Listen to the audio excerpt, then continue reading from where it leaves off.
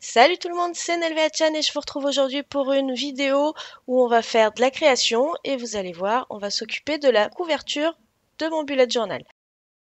Vous voyez mon bullet journal de 2018, j'avais prévu de vous montrer cette vidéo après vous l'avoir présenté et puis finalement je vais vous le montrer avant, ça me semble un petit peu plus logique.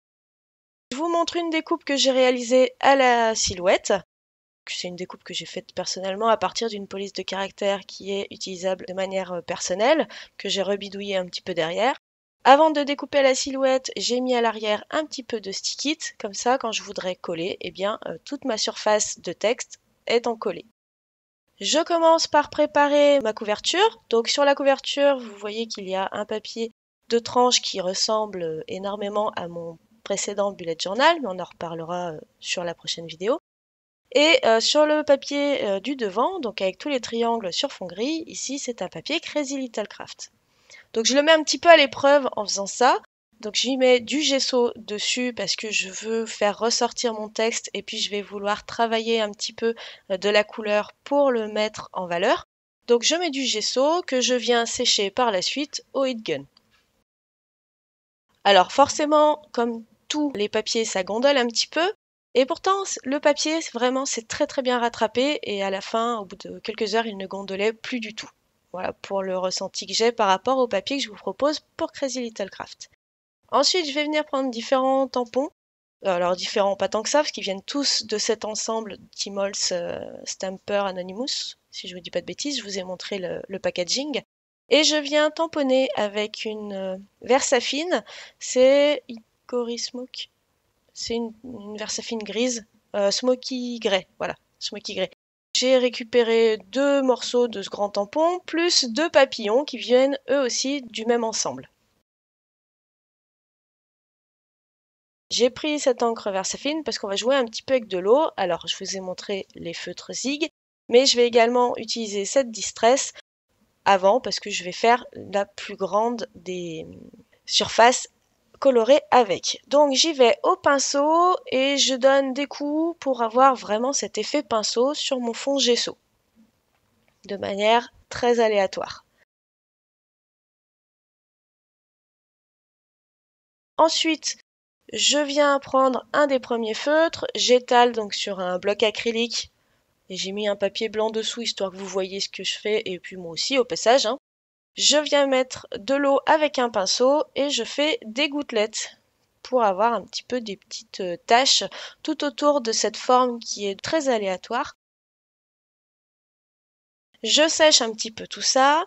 Je vais reprendre un deuxième feutre qui est un gris très foncé, enfin très foncé, pas tant que ça, mais bon, c'est un gris, on va dire, assez foncé. Un gris assez froid. Et pareil, je viens faire des petites gouttes. Alors c'est vrai qu'à la vidéo, vous voyez franchement pas grand-chose au niveau de ces petites gouttelettes. En vrai, on les voit quand même beaucoup plus. C'est du détail, mais c'est du détail qui finalement, comme dirait Scrapbookery, c'est en rajoutant plein de petits détails que finalement on arrive à créer un bel ensemble. Je viens faire encore des taches, cette fois avec cette palette d'aquarelle métallique. Comme vous avez vu, parfois je vous mets les images parce que vous me demandez souvent d'où ça vient.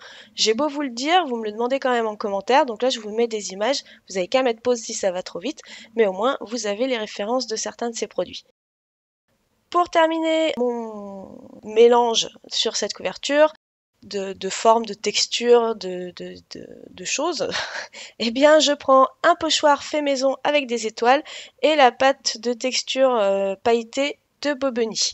Et là, je viens passer avec un couteau, ce qu'on appelle un couteau, l'outil que j'ai dans la main, je viens passer tout simplement à certaines zones de mon pochoir pour délimiter quelques étoiles sur ma couverture. Et puis voilà, forcément il faut laisser le temps à la pâte de texture de sécher, mais on a vraiment un super effet entre les paillettes, la pâte de la pâte de texture, le doré de l'aquarelle métallique, l'aquarelle simple derrière, les taches, tout ça, l'encre, c'est vraiment un super jeu de couleurs et de textures. Donc là, vous me voyez galérer maintenant que ma pâte de texture a séché. Vous me voyez galérer à enlever donc la protection du stick-it à l'arrière de mon texte écrit bullet journal. Tout simplement parce que il faut faire très attention pour l'enlever. Si on veut pas tout déchirer, c'est une découpe qui est très très fine. Et puis, une fois que j'aurai fini de me dépatouiller avec tout ça, je vais venir le coller en serrant un petit peu sur la gauche, tout simplement parce qu'après, avec l'élastique, eh bien, on va avoir l'impression que le texte est centré. Là, pour le coup, on a l'impression que le texte, il va être un peu trop décalé sur la gauche. Mais comme je vous le rappelle, là, c'est un classeur que je referme avec un élastique, ce que je vais faire dans 2 petites secondes. Et une fois qu'on referme le classeur avec l'élastique, eh bien, on a le texte qui est tout à fait cohérent au niveau du placement. Donc voilà pour la couverture de mon bullet journal. J'espère que ça vous a plu. Je reviens assez rapidement avec une vidéo où je vais vraiment vous le présenter avec ce qui se passe à l'intérieur, comment je l'ai organisé pour 2018 et puis faire un petit topo avec 2017. Donc on se retrouve très bientôt. En attendant, je vous fais plein d'énormes bisous. J'espère que ça vous a plu et on se dit à très bientôt. Bye!